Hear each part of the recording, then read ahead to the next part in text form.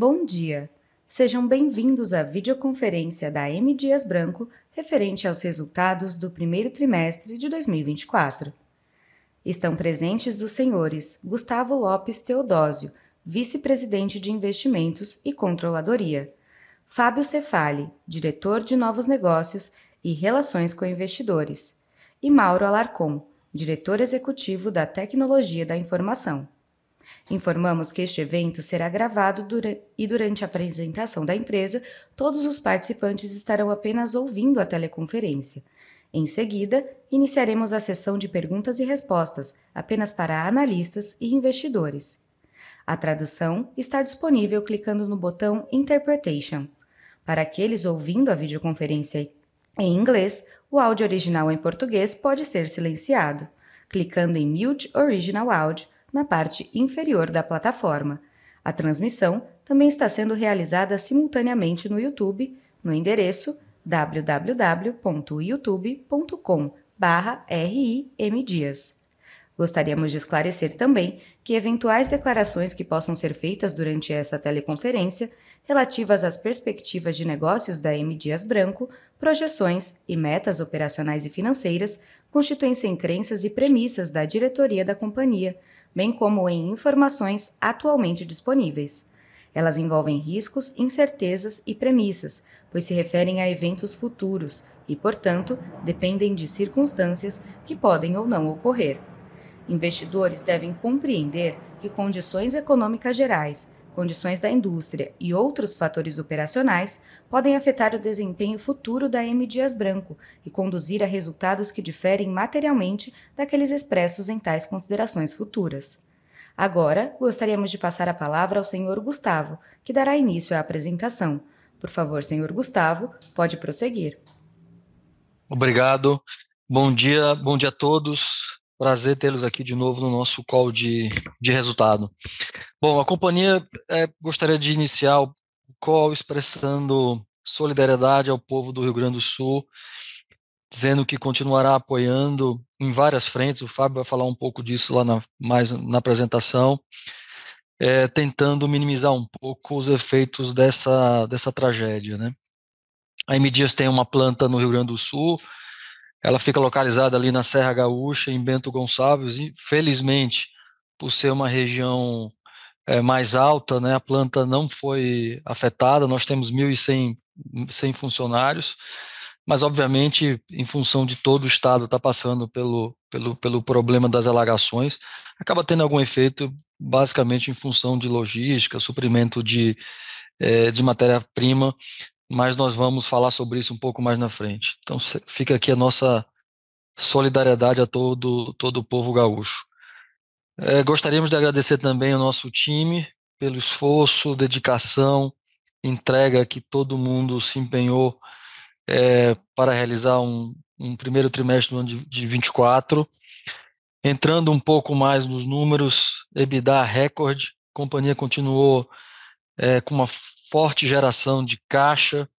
Tivemos volumes menores, obviamente receita menor, basicamente em função da implementação programada do SAP, um projeto que vocês vinham acompanhando, que pavimenta a nossa trajetória de futuro, projeto de transformação digital avançando bastante, por isso que nós trouxemos hoje o nosso diretor de tecnologia, o Mauro, que vai falar com vocês ali no final da apresentação.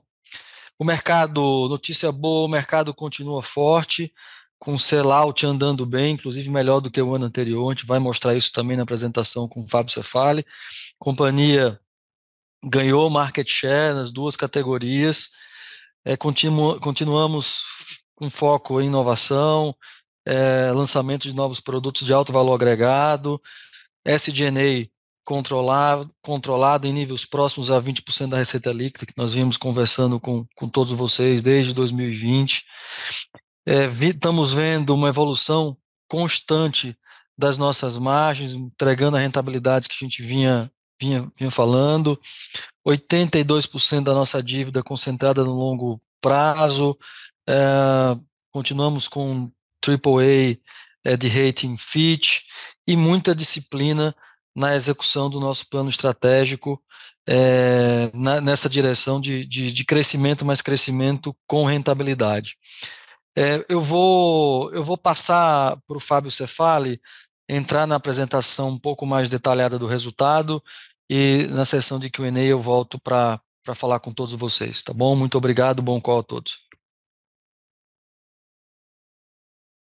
Gustavo, bom dia. Obrigado aqui pelas palavras iniciais. Bom dia a todos e sejam bem-vindos ao nosso call do primeiro trimestre de 2024.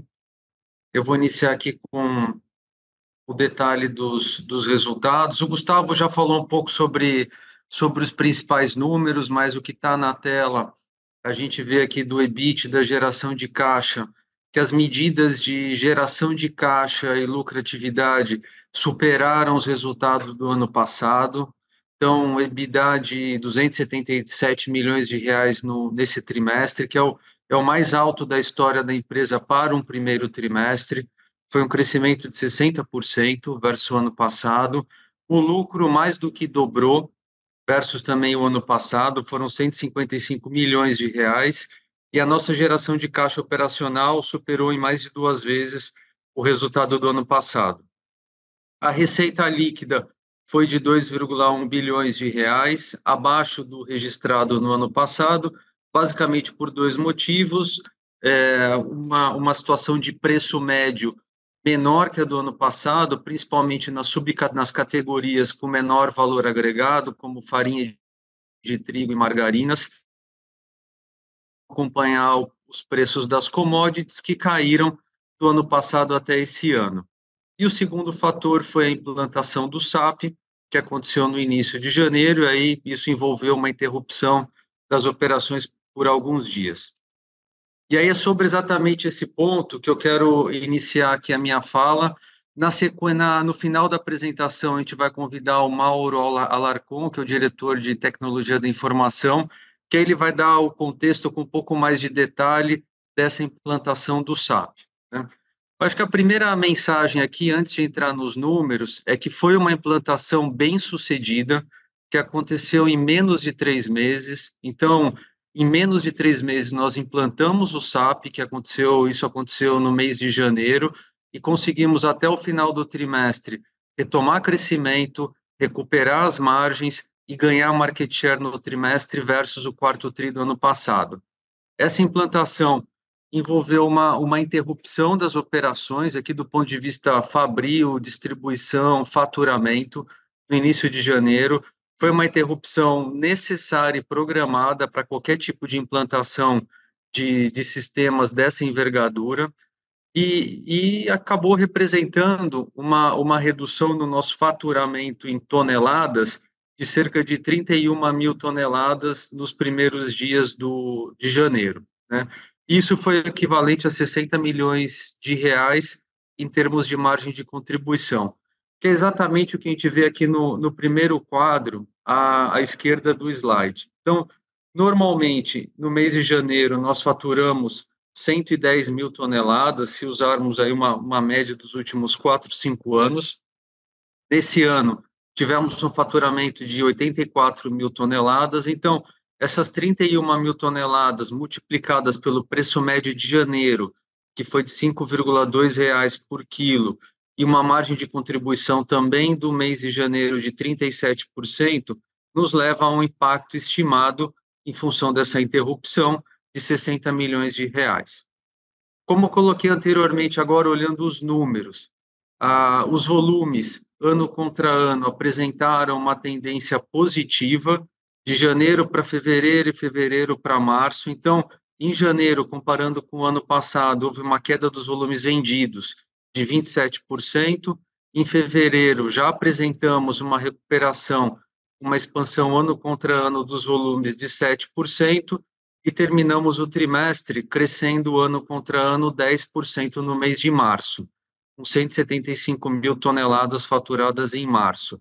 Isso aqui, consolidando para o trimestre, acabou resultando numa redução de volume de 1%, né? Só que essa redução aconteceu unicamente no mês de janeiro. À medida que os volumes foram crescendo e a diluição de custo fixo aumentou, a nossa margem EBITDA passou de um patamar de 3,2% em janeiro, encerrando o mês de março com 16,2%. Então, aqui a ideia desse slide é deixar todos na mesma página, para a gente deixar muito claro qual foi o impacto dessa interrupção necessária e programada para a implantação do SAP, e aí mais para frente o Mauro vai dar um pouco mais aqui de informações sobre qual foi o contexto dessa implantação. Aqui, antes de entrar nos números, eu queria fazer 2 destaques. O primeiro é que nós relançamos o programa de recompra de ações com o objetivo de maximizar a geração de valor para os acionistas e também atender um programa de incentivo de longo prazo. O prazo desse programa é de 18 meses, com encerramento em outubro de 2025, e a quantidade máxima possível que nós podemos recomprar de ações é de 3,58 milhões de ações nesse período. Um outro destaque tem relação com o nosso processo de inovação. Nesse momento, estamos lançando o novo lamen da M. Dias Branco. Esse produto está, nesse momento, sendo apresentado aos clientes na APAS e a expectativa é que o início das vendas aconteça no mês que vem, né? É uma inovação relevante, tanto para este ano, obviamente, como para os próximos anos. Esse é um projeto que ele se insere na nossa busca por alavancas de crescimento com produtos de alto valor agregado. O mercado de lamen no Brasil é um mercado relevante, é um mercado de mais de 4 bilhões de reais, é um mercado que se insere, obviamente, na categoria de massas, e esse mercado de lamen, nos últimos 5 anos, cresceu 3,5% ao ano em volume, em valor, teve um crescimento anual de mais de 10%. Foram 3 anos de projeto, consultamos mais de 3 mil consumidores, e esse produto da M. Dias, além de atender 2 características que são importantes para o consumidor, que é a praticidade e a indulgência, que já são inerentes a esse produto, traz também a questão da saudabilidade, que é um produto sem fritura, é uma tecnologia de produção similar a uma air fryer, contém menos sódio, o mesmo sabor, e do ponto de vista de praticidade, fica pronto em 2 minutos, sendo que a maior parte do mercado trabalha com produtos que ficam prontos em 3 minutos. Então, estamos bastante confiantes de que vai ser um excelente lançamento, os clientes vão ter contato com esse produto a partir de hoje na APAS, e aí nos próximos trimestres nós fazemos aqui um relato um pouco mais detalhado do desempenho. Entrando agora nos resultados, começando pela receita e pelo market share. Os mercados, aqui são informações do mercado, o mercado como um todo de biscoitos e massas. Como o Gustavo colocou no início, os mercados estão aquecidos. O mercado de biscoitos, ano contra ano, cresceu 3% em valor, o mercado de massas cresceu 5% em valor. Os 2 mercados cresceram em volume. Biscoitos cresceu 1% ano contra ano, massas cresceu 5%, cresceram também em unidades vendidas. Em termos de preço médio, biscoitos cresceu 2% e massas ficou com um preço estável ano contra ano, mesmo no momento de queda das commodities. O nosso resultado de receita apresentou aqui uma retração de 14%. Como eu coloquei inicialmente, o principal fator aqui foi essa interrupção do faturamento no início de janeiro, que envolveu uma queda expressiva dos volumes, e houve também uma redução aqui de preço médio, principalmente em função da queda das commodities, que tem uma relação com o preço médio, principalmente de farinha de trigo e de margarinas e gorduras. O volume, eu já comentei anteriormente, apresentou uma retração de 1% e o preço médio de uma retração de 13%. Ganhamos market share no período, nas 3 principais categorias, começando aqui pelo market share volume. Em biscoitos, houve uma expansão sequencial de 31,6% de share no quarto TRI para 32,6%. Voltamos ao mesmo resultado do ano passado. Em massas, crescemos também de 28,2% para 28,6%. E em farinha de trigo, de 10,3% para 11,2%. Então, acho que quando a gente olha que eu coloquei anteriormente sobre a interrupção necessária para o SAP e o ganho de market share, acho que fica evidenciado que a empresa conseguiu se preparar muito bem para uma transição tão relevante de sistema, quando fomos do EBS da Oracle para o SAP, conseguimos abastecer os nossos clientes no final do ano, de modo a evitar qualquer tipo de ruptura para o consumidor final no início de janeiro. Então, retomamos os nossos volumes vendidos para os clientes ao longo do trimestre e asseguramos a disponibilidade de produtos para os consumidores finais. Isso está demonstrado aqui com o ganho de market share. Market share valor, também houve expansão em biscoitos, em farinha de trigo e aqui uma leve retração de 0,2 ponto percentual em massas. O resultado de receita pelas duas regiões comerciais de M. Dias, defesa e ataque, foi razoavelmente similar. A área de defesa teve uma retração de volume um pouco menor. Isso se deve ao fato de ter apresentado uma recuperação mais rápida após a implantação do SAP, mas em linhas gerais foram resultados bastante parecidos. Saindo de receita e indo para a seção de custos e despesas, acho que a primeira informação aqui é com relação às duas principais commodities. A linha vermelha mostra o preço spot do mercado e a linha azul, tanto para o trigo quanto para o óleo de palma, mostra o custo médio no nosso estoque. Então, tanto o trigo quanto o óleo de palma apresentaram redução de valor ano contra ano. O óleo de palma, no trimestre, o nosso custo ficou abaixo do mercado, de trigo ficou um pouco acima do mercado, mas isso é em função que o trigo nós temos um pouco mais de estoque comparando com o óleo de palma, e assim como a receita, a produção também teve um processo de retomada ao longo do trimestre. Então, a expectativa é que em algum momento, nos próximos meses, a nossa curva encontre a curva do mercado. A margem bruta foi uma boa notícia desse trimestre. Encerramos o TRI com 36,6% de margem bruta, acima dos 27% que tivemos no ano passado. A redução dos custos variáveis, e aqui na curva a gente mostra o custo variável por quilo e o custo fixo por quilo. Então, a queda do custo variável ao longo desses no primeiro TRI e o custo fixo estável de 1,1, mostrando que nós conseguimos absorver a inflação do período, esses dois fatores foram mais do que suficientes para compensarem a queda de preço médio ano com ano, de R$ 6,2 para R$ 5,4. Então, nós conseguimos chegar numa equação positiva entre redução de custo e redução de preço médio, recuperando os volumes, para encerrarmos com 36,6% de margem bruta no período. O SG&A, como comentou o Gustavo, nós terminamos o mês de março com 20,7% de SG&A. Aqui são as despesas administrativas e com vendas pela receita líquida. No trimestre, o percentual foi de 24%, mas fortemente impactado pela interrupção do faturamento no mês de janeiro e pela retomada no mês de fevereiro. Então, houve aqui uma desalavancagem operacional do ponto de vista de volumes por receita, mas à medida que os volumes foram voltando, nós retomamos o patamar de 20% a 21%, que é o que tem acontecido desde 2020 e fica evidenciado aqui nos 4 trimestres de 2023.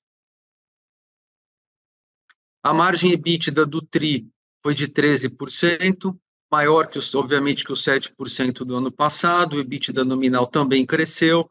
A queda TRI contra TRI tem uma relação forte aqui com efeito de sazonalidade. Encerramos o mês de março com 16,2%, que demonstra que é recuperação após a implantação do SAP. Tanto o lucro líquido em termos nominais como a margem líquida acompanham a mesma trajetória do EBITDA. O crescimento do lucro nominal acima do crescimento do EBITDA deu-se pelo resultado financeiro. nós encerramos esse trimestre com caixa líquido e no trimestre do ano passado tínhamos uma dívida líquida. Então, isso acabou beneficiando o nosso resultado financeiro. Entrando aqui na geração de caixa, dívida e investimentos, tivemos uma geração de caixa de 138 milhões de reais nesse TRI, versus 57 milhões de reais no ano passado. O aumento deu-se basicamente pelo crescimento do EBITDA e houve um investimento em capital de giro de 143 milhões de reais, principalmente para a retomada dos volumes e a retomada da produção. O que fica evidenciado aqui, eu vou começar aqui pelas duas linhas de baixo, clientes e estoques. Em clientes, nós fomos de 60 dias para 70 dias. Aqui houve um esforço nosso para reabastecer os clientes ao longo dos meses de fevereiro e março, e aqui algumas ações pontuais concedendo um pouco mais de crédito, ou seja, usando o nosso balanço desalavancado da concessão de crédito para a recomposição dos estoques nos nossos clientes. O nosso estoque também aumentou de 64 dias para 102 dias, isso aqui basicamente em produto acabado, já preparando o ambiente para os próximos trimestres. Em fornecedores, tivemos um aumento de 59 dias para 75 dias, o aumento aqui, obviamente, é positivo para a geração de caixa, e aqui basicamente foram dois fatores, teve um efeito calendário no mês de março, mas tem também todo o esforço da área de suprimentos de M. Dias e, obviamente, todas as demais áreas para aumentar gradualmente essa linha de fornecedores. Como eu comentei anteriormente, terminamos o trimestre com mais caixa do que dívida. Isso se traduz numa posição de caixa líquido de 0,1, comparando com uma posição de dívida líquida. E dívida líquida é quando a empresa tem mais dívida do que caixa no primeiro TRI de 2023. Então, foi uma trajetória de desalavancagem rápida ao longo dos últimos trimestres, de 1,6 para menos 0,1. Encerramos o trimestre novamente com AAA pela Fitch. Mais de 80% da nossa dívida está no longo prazo, como o Gustavo também colocou anteriormente. Investimos nesse trimestre 52 milhões de reais, 15% a mais do que no ano passado, com foco aqui prioritário na transformação digital. Relembrando aqui a nossa estratégia de crescimento, que todos já conhecem, foco no nosso core business, que é o negócio principal, biscoitos, massas e farinha de trigo. Aqui tem uma oportunidade enorme de crescimento ao longo dos próximos trimestres e anos. As outras categorias, aqui principalmente com o intuito de alavancar a Jasmine, alavancar as marcas da Latinex, e o internacional com as exportações e com a Las Acacias, que tem apresentado resultados muito favoráveis. O ano passado foi o primeiro ano de integração da Las Acacias e conseguimos manter a empresa com crescimento e com margem EBITDA acima de 10%.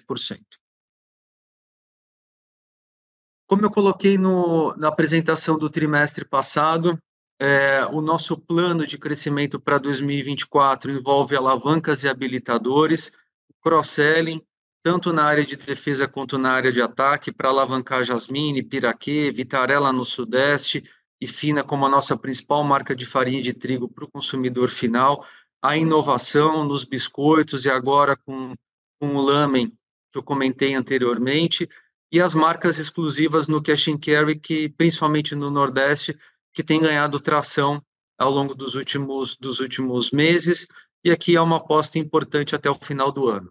E para que tudo isso aconteça, esses são os habilitadores, o marketing, principalmente aqui nos produtos de maior valor agregado. O lamen não frito vai receber investimento relevante em marketing para aceleração das vendas, a excelência comercial com foco grande no ponto de venda, o Joint Business Plan, que aí isso envolve uma negociação com um horizonte maior de tempo com os nossos clientes, toda a área de Revenue Management aqui indo no detalhe da precificação, nível de serviço, porque sem o nível de serviço, todas as demais alavancas e habilitadores acabam não funcionando, porque nós precisamos garantir que os produtos sejam entregues aos nossos clientes no momento combinado e na quantidade combinada, e a transformação digital, que eu vou deixar aqui para o Mauro entrar um pouco mais no detalhe. Passando aqui para o ESG, como o Gustavo manifestou no início da apresentação, temos aqui só talvez um apanhado de algumas das iniciativas que estão em curso no Rio Grande do Sul, a arrecadação solidária para as vítimas. Neste momento, são mais de 47 toneladas de alimentos destinados à doação.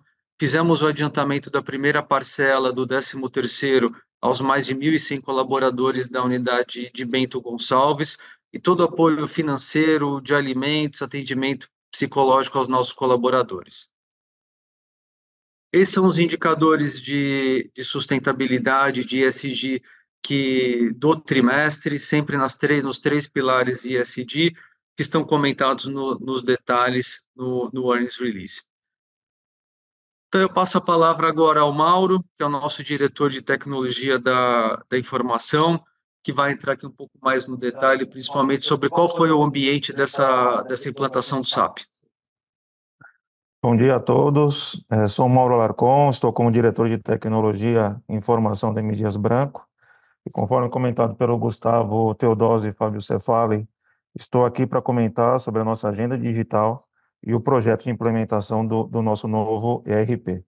Então, o primeiro trimestre de 2004 foi um marco histórico para M. Dias Branco, com a conclusão da implementação do novo ERP, o SAP S/4HANA, no modelo na nuvem, o RISE e FSAP, um importante salto em tecnologia e de processo de negócio, onde focamos muito na simplificação dos nossos processos e a utilização do standard, ou seja, das melhores práticas de mercado. Recapitulando aqui com esse slide, o que eu apresentei lá no M. Dias Branco Day em dezembro de 2022, esses aqui são os grandes habilitadores dessa nossa jornada da transformação digital, onde a gente busca internalizar um time de TI com grandes capacidades técnicas e comportamentais, alinhado com o nosso negócio e com plano de atração e retenção de talentos. Foco na geração de valor, não mais só em SLA, em nível de serviço, em prazo, mas em maximizar e trazer mais retorno com os investimentos em tecnologias que tocam os nossos vetores de crescimento, como o Fábio comentou, aqueles grandes habilitadores da nossa estratégia. Também no programa de inovação aberta, nosso renomado Germinar, continuamos aqui avançando, se conectando com diversas startups, buscando desafios de negócio geridos pelo nosso comitê de inovação. Cultura de organização ágil, trabalhando com metodologias ágeis, para que a nossa empresa, do tamanho que nós somos, consigamos reagir rapidamente às grandes mudanças de mercado.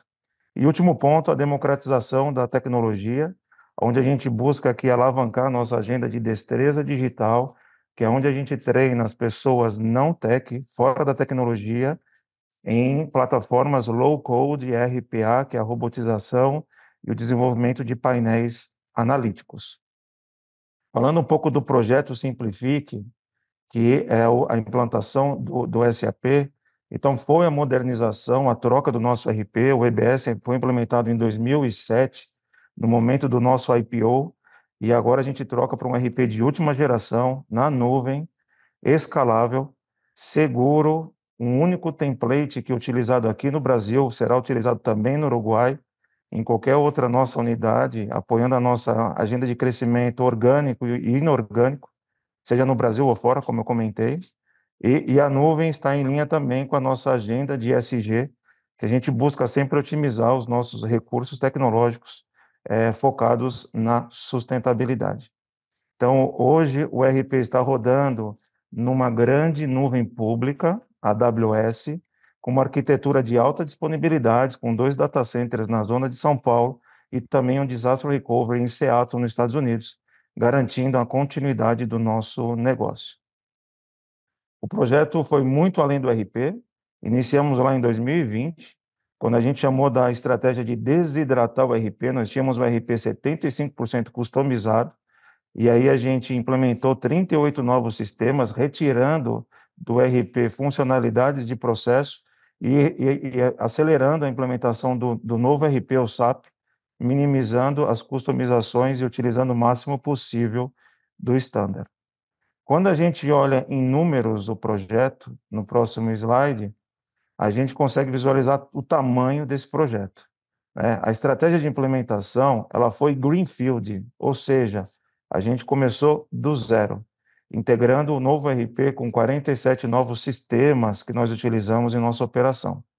Além do greenfield, nós utilizamos a estratégia de Big Bang, né? E a gente colocou todas as unidades no mesmo momento para que a gente conseguisse utilizar desde o início do ano fiscal o mesmo RP, um único RP para gerir toda a nossa operação, reduzindo a complexidade e divergência de dados inerentes do uso de dois RPs, né?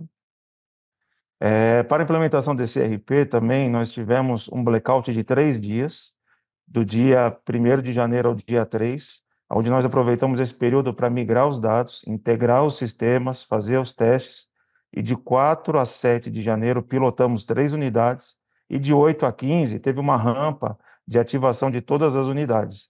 Isso explica o impacto do mês de janeiro, das 31 mil toneladas que nós não produzimos, por as unidades não estarem ainda com RP, e impactou 60 milhões em margem, conforme comentado pelo Fábio Cefala. E nesse slide a gente mostra das 17 unidades que nós fizemos o Big Bang, 27 centros de distribuição, também mais de 700 pessoas desse projeto participaram, seja da M. Dias Branco quanto dos nossos parceiros, 320 processos de negócios mapeados que foram implementados no novo RP, dos quais só 7%, ou seja, 23 processos que foram customizados com um novo relatório, uma nova funcionalidade, porque o RP não nos atendia. Como nós fizemos uma estratégia de Big Bang, nós precisávamos treinar todos os nossos usuários e colaboradores no novo RP. Tivemos mais de 16 mil participações em treinamentos, conectando 47 sistemas legados e gerindo mais de 20 parceiros por fornecedores de tecnologia. Olhando para frente, após a implementação do SAP, nesse slide a gente mostra aqui como é que a gente considera essas ondas de evolução tecnológica. Então a gente pode perceber que a primeira onda, que a gente chama de débito tecnológico, onde a gente precisava avançar em conectividade com Wi-Fi 6.0, nuvem, colaboração na nuvem com Microsoft 365, dando maior mobilidade e velocidade e agilidade aos nossos colaboradores, a gente executou a primeira onda em paralelo com essa transformação digital, enquanto a redução do débito tecnológico ela sanava gaps tecnológicos, implementava sistemas e plataformas estruturantes, a gente acelerou a transformação digital com aqueles 38 sistemas que eu comentei, e agora, com a implementação bem-sucedida do nosso RPS SAP S/4HANA, a gente inicia a terceira onda, que a gente chama aqui de eficiência digital, onde a gente busca a eficiência em nossos processos core, com o uso de ferramentas como PLM, de gestão de ciclo de vida de produto, como a modernização do nosso IBP, que é a nossa ferramenta de gestão integrada de negócio, ajuste fino do próprio RP que nós implementamos, e o uso de inteligência artificial generativa, com a criação de copilotos, os copilots, que a gente quer tornar os nossos colaboradores, os colaboradores da M. Dias Branco, em super colaboradores. Então, a gente já está em desenvolvimento com algumas soluções, o financeiro, estamos olhando para comercial, mas a ideia nossa é criar um roadmap de inteligência artificial, de soluções de inteligência artificial generativa, que a gente busca aumentar a eficiência da nossa força de vendas, dos nossos colaboradores, e busque democratizar dentro da companhia e oficializar o uso e a governança dessas ferramentas com inteligência artificial. Então, tudo isso vai estar alinhado com o nosso Comitê Estratégico de Inovação. Então, a gente cria esse roadmap com as diversas áreas para análises preditivas, prescritivas, para nos tornar uma empresa mais ágil, né, no enfrentamento dos nossos desafios comparada com os nossos concorrentes. Concluo aqui a minha parte e passo a palavra novamente ao Gustavo Teodósio. Bom, é isso, pessoal. Vamos abrir aqui a sessão de Q&A e depois a gente volta para a conclusão final. Iniciaremos agora a sessão de perguntas e respostas para investidores e analistas.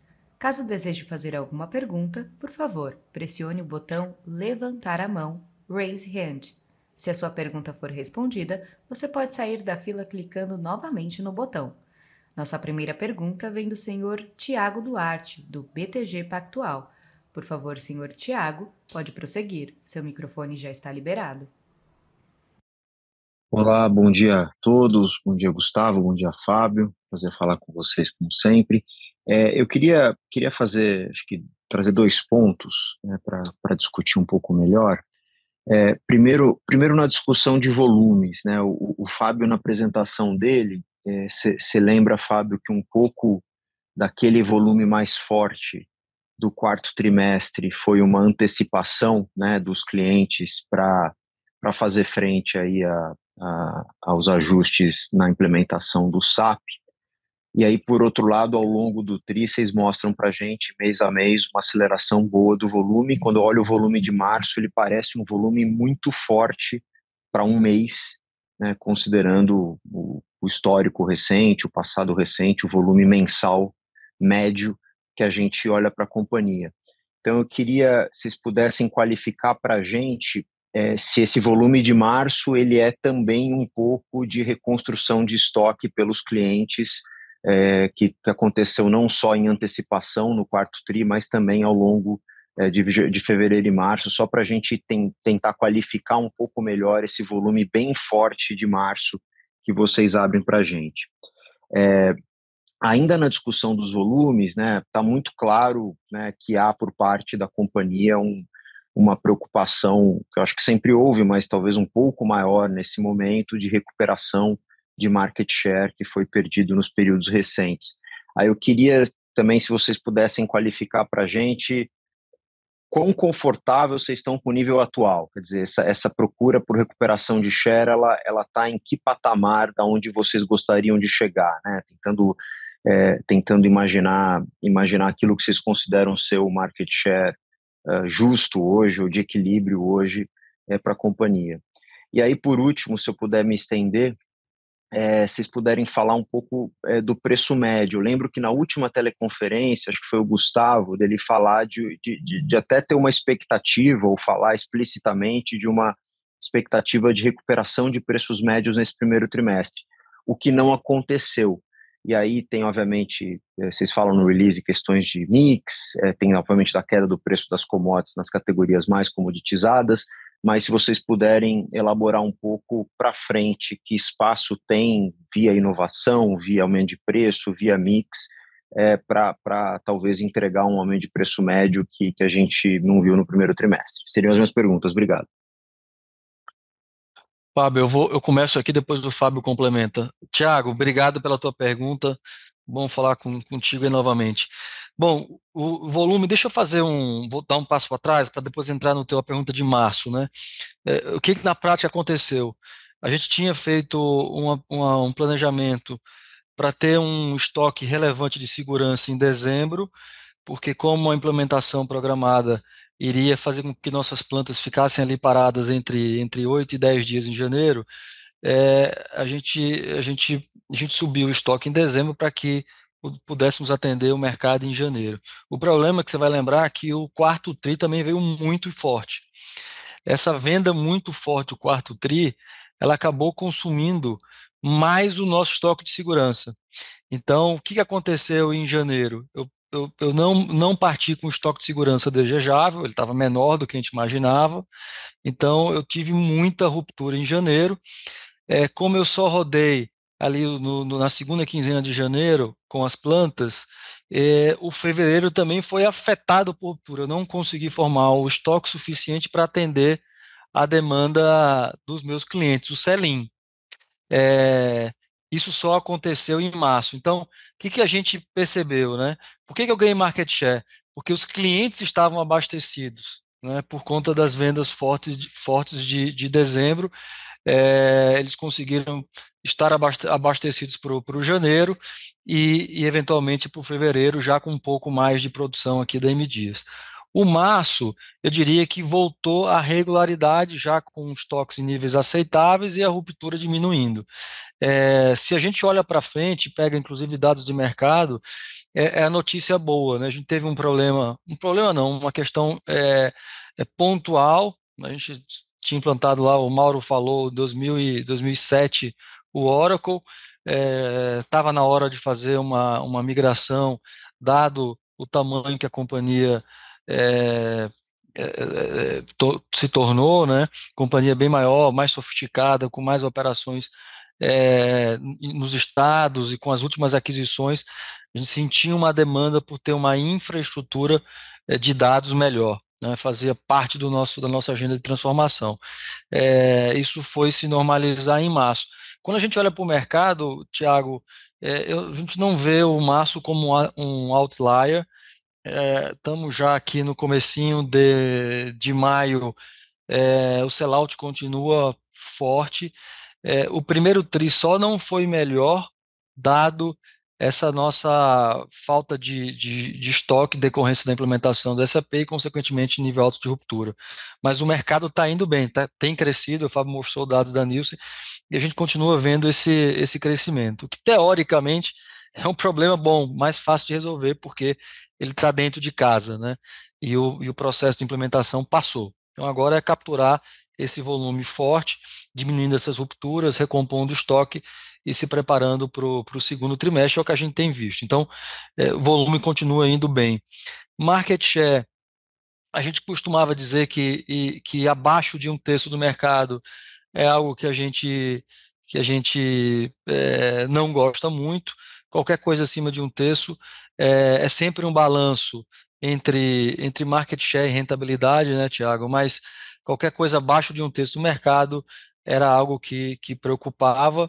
A gente entende que estamos recuperando, como a gente vinha dizendo, esse market share, só que com responsabilidade. Você vê que a gente recupera market share sem perda de margem. Pelo contrário, você compara as margens EBITDA, lucro líquido, comparado com o ano anterior, nós estamos numa crescente, diria que tri após tri, né? Você vê que fevereiro já foi 14,4%, março 16,12%. Você comparar os trimestres anteriores, ano após ano, é o que a gente tem feito. Então, é crescimento, recuperação de market share, mas com responsabilidade, sem largar a mão da rentabilidade. Então, esse é o primeiro conceito. Naturalmente, a perda de market share, nós vimos mostrando isso para o mercado de modo geral, ela ocorreu em itens de menor valor agregado, né? Era massa comum, era creme crack, era Maria, era maisena, e muito concentrado aqui no Nordeste. Quando você recupera o market share nestes itens, é natural que você tenha uma perda de preço, basicamente em função de mix. Foi o grande ofensor de preço. Se você pegar entre as categorias, a gente não teve, entre as mesmas categorias, comparar dentro de, por exemplo, cookie, você não vê quedas de preço. Essa perda, e também teve a questão do mix dos commodities, né, farinha e margarina, e o farelo de soja. Para frente, você deve ver, de fato, o preço voltando a ter um crescimento. Não só pelo crescimento de itens com maior valor agregado, mas também por implementação de novas tabelas de preço.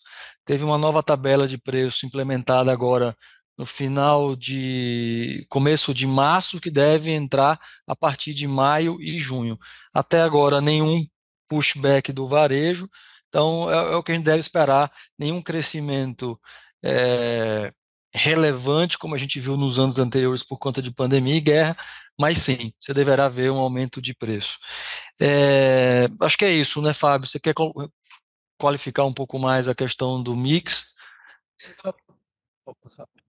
Só entrar aqui um pouco mais no detalhe na questão dos biscoitos. A gente teve do quarto tri. Por que biscoitos? Porque representa metade da nossa receita e a categoria que a gente tem as maiores margens. Então, a gente viu uma redução de preço médio do quarto tri para o primeiro trimestre de cerca de 1,7%. 90% dessa queda foi mix.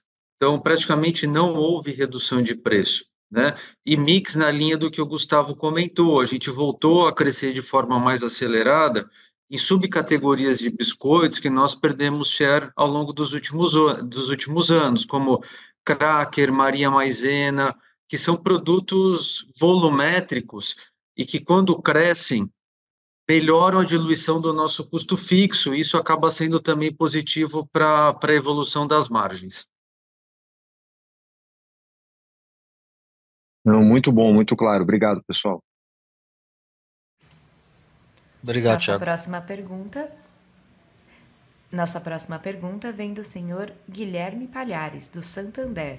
Por favor, senhor Guilherme, pode prosseguir. Seu microfone já está liberado. Bom dia, Gustavo. Bom dia, Fábio. Obrigado por farem as perguntas e, como eu tenho falado em todas as conferências aqui, gostaria de agradecer também todas as doações que estão indo para a região sul. A situação continua difícil, então gostaria também de aproveitar para desejar que todos os funcionários da empresa na região afetada estejam seguros, ainda que bem ainda não seja exatamente a situação. Isso dito, queria fazer duas perguntas bem rápidas aqui, seguindo o que o Thiago comentou. Se você pudesse nos atualizar agora, Gustavo, onde vocês estão vendo o estoque da cadeia, né? Vocês falaram sobre essa questão de reestocagem, sobre quebra. Hoje, onde a gente está em relação àquilo que seria o normal aí para um início de maio, em termos de estoque na cadeia, dado essa dinâmica de sellout que aparentemente foi melhor do que vocês imaginavam. E segundo ponto, se puderem comentar um pouco mais sobre essa questão de tabela de preço, se isso tem acontecido em todos os segmentos e na mesma nível de intensidade entre segmentos também. Obrigado. Obrigado, Guilherme. Tudo bem, você? Obrigado. Bom, como é que nós estamos hoje em termos de estoque? A gente imagina que vamos dizer assim, o limite ideal, prazo médio de estoque de entre 90 e 93 dias. Você viu que a gente fechou bem abaixo disso. Quando a gente olha para hoje, aqui meados de maio, os estoques foram todos recompostos. A gente não deve ter mais nenhum tipo de problema relevante de ruptura. A gente já está vendo isso no mês de maio e devemos fechar com essa mesma perspectiva, ou seja, nenhum tipo de problema de abastecimento. Estou falando basicamente de sell-in para junho também. As plantas estão rodando em níveis, inclusive, maiores do que o ano passado, dado também o movimento que a gente tem visto de sellout forte. Então, estoques recompostos, nenhuma expectativa de grandes rupturas para maio nem para junho. O abril ainda teve um pouquinho de ruptura, não tão relevante como foram as rupturas ali de fevereiro e, obviamente, janeiro. E aí a gente retoma full, sem nenhum tipo de problema, maio e junho. Então você deve ver uns volumes bem normalizados ali em maio e junho. Oi, Guilherme, bom dia. Aqui entrando na segunda parte aqui da sua pergunta, que é com relação à tabela. Como o Gustavo colocou anteriormente, fizemos um aumento agora no mês de abril em biscoitos, massas e farinha de trigo. E o que dá para a gente abrir para você agora é que foi um percentual de aumento nessas categorias de 2 a 5%. Obviamente há variações aí entre subcategoria, regiões, mas foi algo entre 2 e 5%. Perfeito, Fábio. Gustavo, se você puder fazer um follow-up, porque quando você fala de estoque, aqui imagino que você esteja se referenciando, obviamente, a situação da M Dias, né? Tem alguma visibilidade de como é que está o giro dentro do varejo, para a gente também ter uma noção de qual vai ser a velocidade de captura dessa tabela de preço também? Oi, Guilherme, você tem razão, eu estou falando do estoque que eu estou vendo hoje em M dias, tá? E os indicadores de atendimento a pedido dos varejistas. O TIF, Case Fill, então isso mostra que a gente está abastecendo dentro, no tempo certo, com o mix adequado, o varejista. Eu não estou agora com os dados de estoque do varejo, mas eu posso conseguir isso e depois a gente manda aí, tá? O Fábio Cefalo e o Rodrigo te mandam na sequência. Perfeito, muito obrigado, pessoal. Bom dia.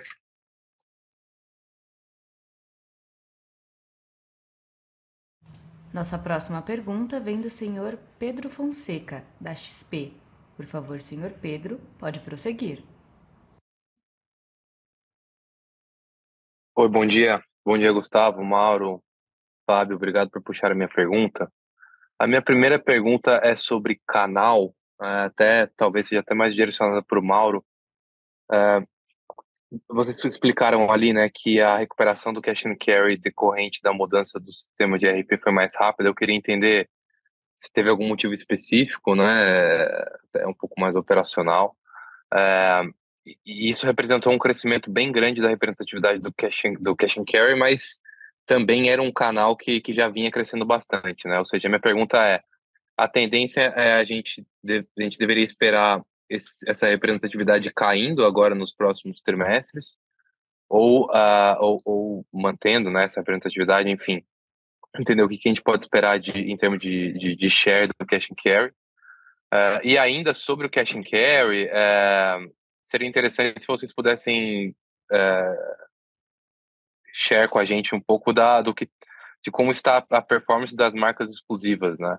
Esse foi um ponto que a gente conversou bastante no último call de resultado, então seria interessante ter um update de como elas estão performando. E aí eu queria fazer uma segunda pergunta, eu peço desculpa se isso foi respondido, mas quando o Gustavo estava respondendo a primeira questão, cortou um pouco aqui para mim. A queda de preço sequencial de massas teve algum efeito de mix, eventualmente até falando de mix de canal, ou foi uma queda da categoria mesmo? Só para confirmar aqui esse ponto. Obrigado.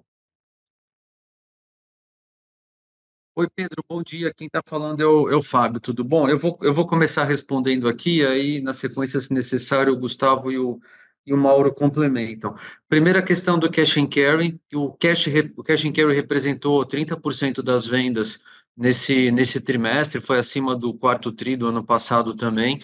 O que aconteceu na prática é que, até por ser um canal volumétrico, né, apresentou uma retomada dos pedidos mais rápida que os demais canais. A gente também conseguiu atender esse canal de forma um pouco mais acelerada. Então, acho que não foi nenhuma mudança de estratégia ou de foco comercial, e foi muito mais uma questão conjuntural do primeiro trimestre, em função da interrupção que o Mauro descreveu aqui nos detalhes, e aí depois a posterior retomada. Então, foi algo conjuntural.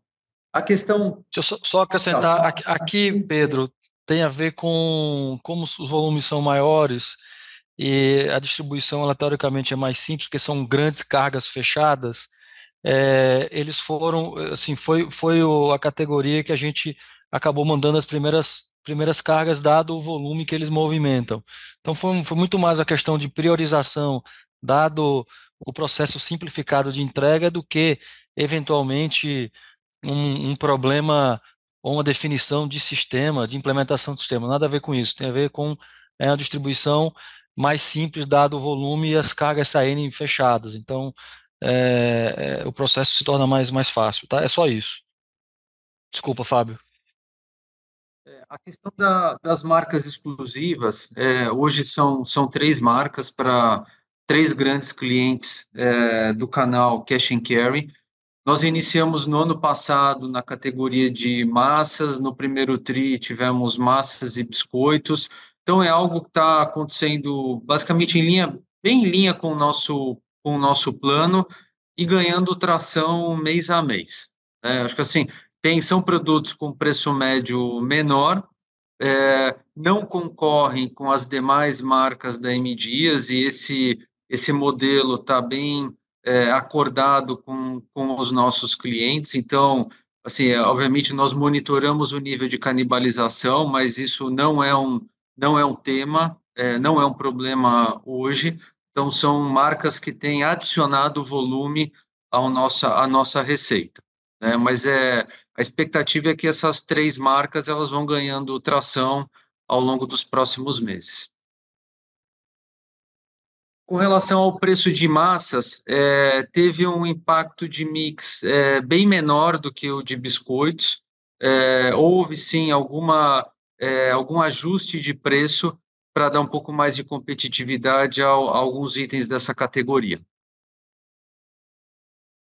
Excelente, pessoal. Muito obrigado. Super claro. Só para confirmar um ponto, assim, então, essa queda sequencial de preço de massa combinada com o aumento no cash and carry, não é isso, e aí o lançamento de marcas exclusivas, né, isso ainda não é representativo a ponto de explicar essa queda de preço, né? Só para confirmar esse ponto. A questão é assim, dentro de massas existem algumas subcategorias, então tem massa comum, que é a massa que tem o preço médio menor no mercado, que acompanha o preço da commodity. Então, sequencialmente, o preço do trigo caiu nos últimos meses e o preço desse tipo de massa acaba acompanhando o preço da commodity. Então, pode sim ter houve sim alguma redução de preço nessa subcategoria de produto. Tá bom, pessoal. Mais uma vez agradeço. Super claro. Obrigado. Nossa próxima pergunta vem do senhor Gustavo Troiano, do Itaú BBA. Por favor, senhor Gustavo, pode prosseguir. Bom dia, pessoal. Obrigado pela oportunidade. Eu queria voltar num ponto aqui, quando vocês mencionaram do aumento de tabela de preço agora no segundo trimestre, e na apresentação, salvo engano, o Fábio comentou sobre, né, uma convergência dos custos de vocês para o custo da indústria, né, que hoje está rodando um pouco abaixo lá pelo custo de aquisição, o que dá a entender que a gente está vendo um aumento de preço com redução de custo entrando no segundo trimestre. Né? Então, eu queria confirmar se isso faz sentido de fato, né? Se vocês já viram isso, pelo menos nesses meses até então. E a segunda pergunta, ainda em cima disso, é como vocês têm visto a indústria se comportar em relação a essa dinâmica, porque seria legal entender aqui, dentro de massas e biscoitos, principalmente, como é que vocês têm visto a racionalidade de preço, né? Se a indústria acompanhou os aumentos que vocês fizeram até então e como é que está essa dinâmica de market share, pensando na ponta do segundo trimestre agora. Obrigado, pessoal.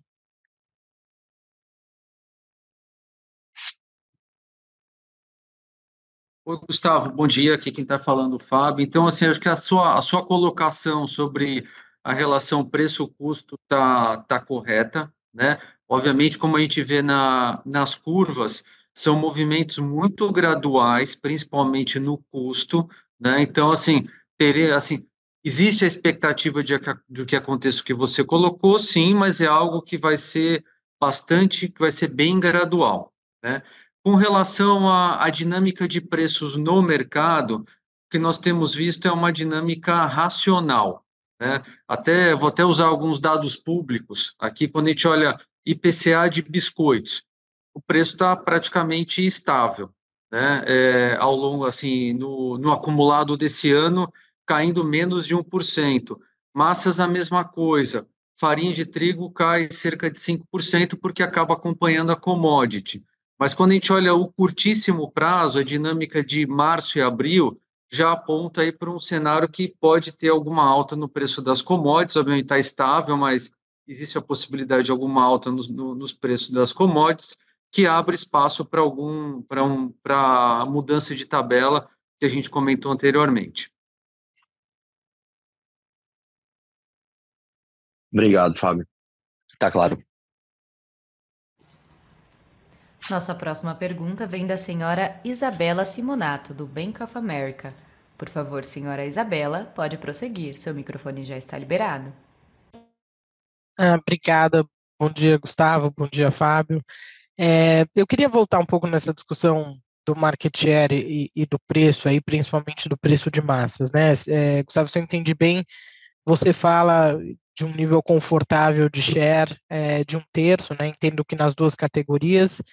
E aí, primeiro, eu queria esclarecer se a gente está falando de share de volume ou de valor. Acho que só para a gente tá na mesma página. E aí, um pouco independente dessa métrica, né? Quando a gente olha para a massa, você está ainda mais aquém, talvez, desse nível do que quando a gente compara biscoito. E eu entendo que nesse TRI, especificamente, você até foi um pouco mais promocional que o mercado. E mesmo assim, né? Obviamente, talvez tenha um delay de leitura, mas você teve uma resposta talvez de share um pouco mais lenta, né? Então, na verdade, eu queria entender, quando a gente pensa na estratégia de massas, né, e com todo o foco da companhia de um modo geral em ter inovação, em agregar valor, como que isso se aplica, né, para a categoria de massas especificamente, né, que está aparecendo, acho que, enfim, sempre foi uma categoria um pouco mais sensível aí a preços e a movimentos da competição. Então, primeiro, queria esclarecer amarrar, né, essa estratégia comercial, tendo em mente o que vocês estão planejando de share ao longo do tempo. Obrigado. Oi, Isabela, obrigado você. Fábio, eu vou começar aqui, depois você complementa, tá? Se precisar. Bom, a gente fala sempre market share volume, apesar da diferença entre os dois não ser tão relevante, viu, Isabela? Mas um terço volume. O tema de market share, se a gente pegar os últimos trimestres, o tema estava mais forte realmente em massa. A gente vinha pontuando, tinha essa questão bem concentrada em massa de baixo valor agregado, massa comum, muito no Nordeste. A gente não fez, eu diria que o trabalho maior não foi o de promocionar, como você comentou, ele foi um trabalho muito mais de readequação de produto, né? Eu comentei, acho que não sei se foi no último call, no penúltimo, que nós estaríamos entrando com as marcas exclusivas, né, mais de preço mais baixo, mas pela diferente da outra vez que nós entramos com marcas exclusivas, a gente entrou com low price, mas também low cost. Então, houveram mudanças na formulação também internamente, estratégia de embalagens diferenciadas, para que o produto ficasse não só mais barato, mas também mais barato para o consumidor, mas também mais barato em termos de produção, com custos menores. Você vê que a gente perde preço, mas margem continua em patamares crescentes, né? Então, essa foi um pouco da estratégia. Eu não promocionei marcas já existentes. Eu aumentei o volume das marcas exclusivas, tá certo? Acho que essa foi a principal estratégia para esse ganho de market share no curtíssimo prazo que a gente viu agora, bem concentrado em massa comum.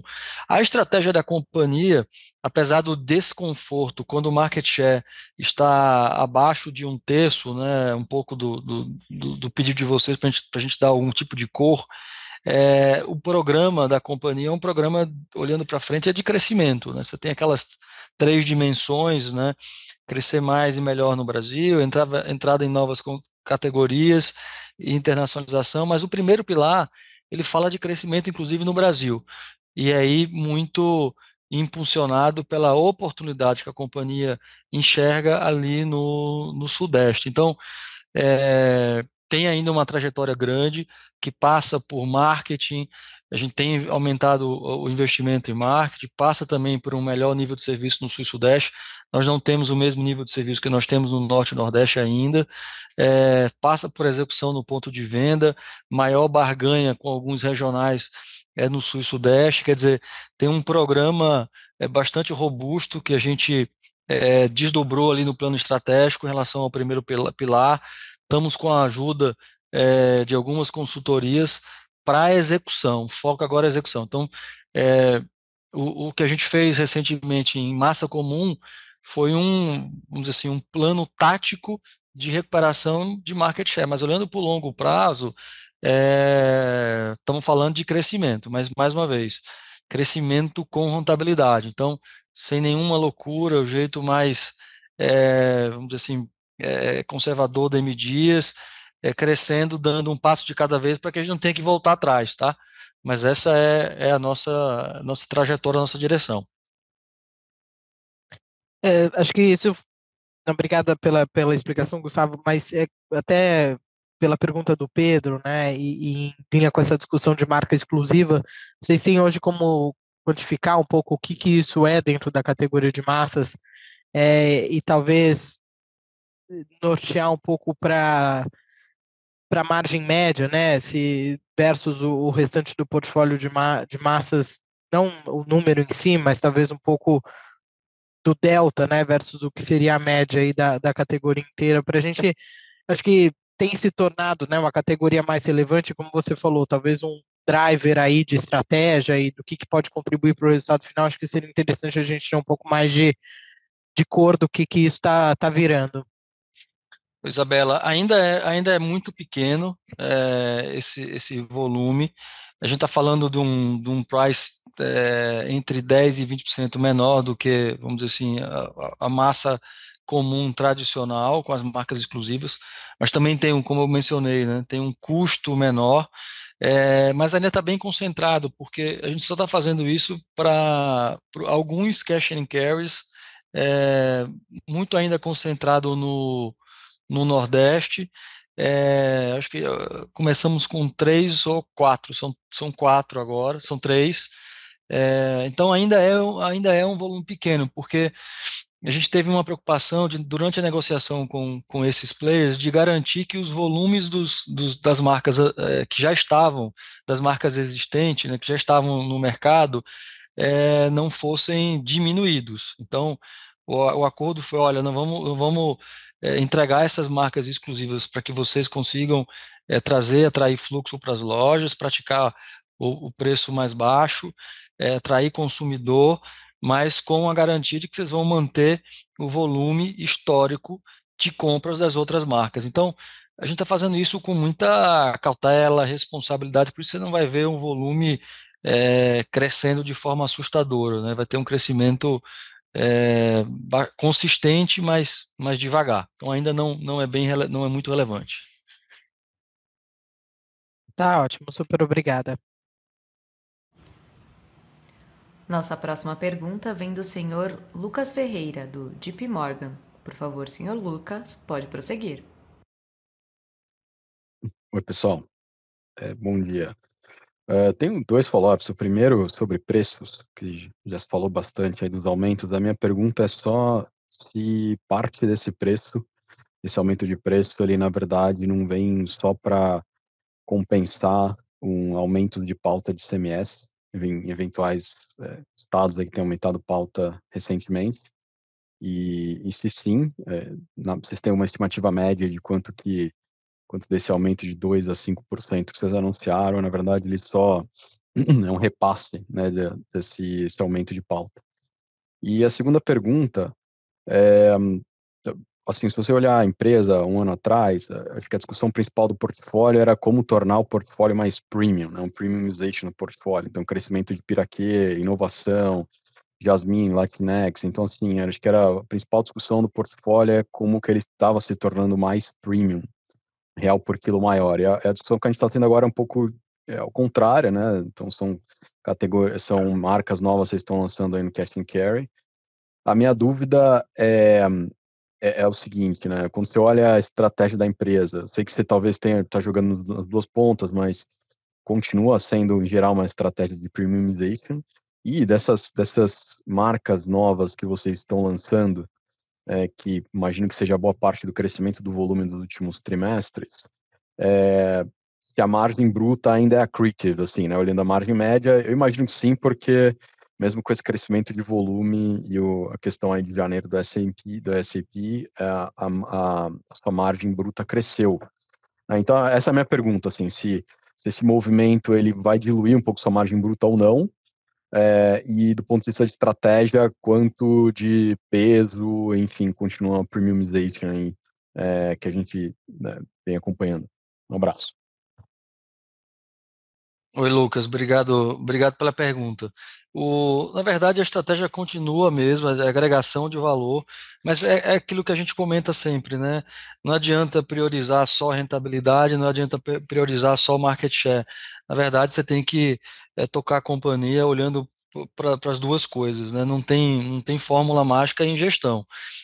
Se você for só olhar a margem, você perde market share. Se você for olhar só para market share, você perde margem. Então, não é uma decisão simples assim. Então, a gente teve que implementar as marcas exclusivas, de novo, reimplementar, mas de uma forma diferente, como eu mencionei, low price, mas também low cost, para estancar um pouco a perda de market share, voltar à capacidade produtiva maior das plantas e, consequentemente, diluir mais custo fixo. Isso é uma estratégia, o que não inviabiliza as estratégias de ganho de margem, através do crescimento que vocês estão vendo com a marca Piraquê, que tem um preço médio mais alto.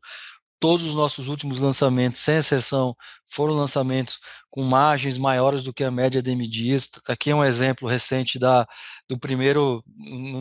A gente já tem alguns produtos no mercado, mas lançamento do lamen não frito, né? Um processo novo, air fry, que também vai nos garantir uma precificação maior do que o lamen convencional. Temos um plano também bastante robusto de expansão do saudável. Estamos com um diretor responsável pela expansão, que é o Lobo, ali da Jasmine com Fit Food. Vamos ter campanha de marketing pela primeira vez de Jasmine, também visando a expansão regional. Então, tem muita coisa acontecendo ao mesmo tempo. Não é que nós voltamos atrás e agora estamos olhando só para a market share, não. Tem um conjunto de ações que endereçam, vamos dizer assim, todos os vetores de crescimento da companhia. Mas, dado o tamanho da companhia, é importante também a gente se preocupar com capacidade produtiva e market share. Mas não estamos deixando de lado a estratégia de saudáveis, tá? Saudáveis e agregação de valor, a exemplo desse lamen que eu te falei, dos snacks e por aí vai. Eu vou passar para o Fábio também complementar, mas em relação ao aumento de preço, entra um pouco de tudo, tá, Lucas? Em relação ao CMS especificamente, a gente já tinha feito o primeiro aumento em função daqueles estados que divulgaram ali no último TRI. Lembra no quarto TRI que alguns estados, principalmente os estados do Sul e Sudeste, divulgaram alguns aumentos. Agora, recentemente, tiveram os estados do Nordeste. Então, esse aumento de preço visa essa questão tributária.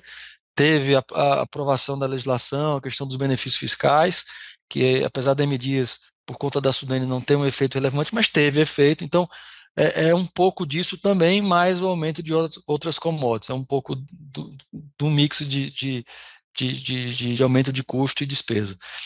Fábio, você queria fazer um comentário adicional? Sim, obrigado, Gustavo. Eu queria só fazer um complemento com relação à primeira parte da pergunta sobre precificação e produtos premiums, que acho que assim, os movimentos, até que a gente conversou bastante nesse call, que estão acontecendo na categoria de massas, mostram que os caminhos não são excludentes, né? Porque assim, ao mesmo tempo que a gente vê um esforço grande nosso de recuperar volume, recuperar market share na categoria como um todo, mas especialmente em massa comum, que é uma subcategoria muito volumétrica, especialmente no Nordeste, a gente tem ao mesmo tempo o lançamento que o Gustavo comentou do lamen, né? E quando a gente olha a precificação do lamen, em termos de reais por quilo, ele tem uma precificação que é 80% maior que o preço médio de massas da M Dias, né? Então, assim, a gente consegue atuar nos dois caminhos, de ter volume no preço médio menor, que é importante porque atende uma parcela grande dos consumidores, e nos ajuda a diluir custo fixo e melhorar a margem bruta, ao mesmo tempo que a gente tem a capacidade de fazer uma inovação, que é um produto que tende a ser disruptivo no mercado, que tem um preço médio bem maior, com uma chance grande de ter um crescimento elevado, porque é uma subcategoria que nos últimos anos, em volume, cresceu quase 4% ao ano. Então, Lucas, só para, acho que assim, evidenciar um pouco o que a gente colocou aqui, os caminhos eles não são excludentes, eles acabam se somando.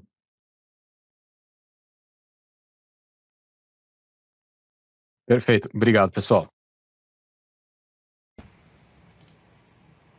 A sessão de perguntas e respostas está encerrada. Gostaria de passar a palavra ao senhor Gustavo para que faça as considerações finais. Eu queria agradecer a todos pela participação e nos colocar à disposição, como sempre, minha, do Fábio e de todo o time de RI, para tirar eventuais dúvidas futuras. Muito obrigado a todos, bom dia.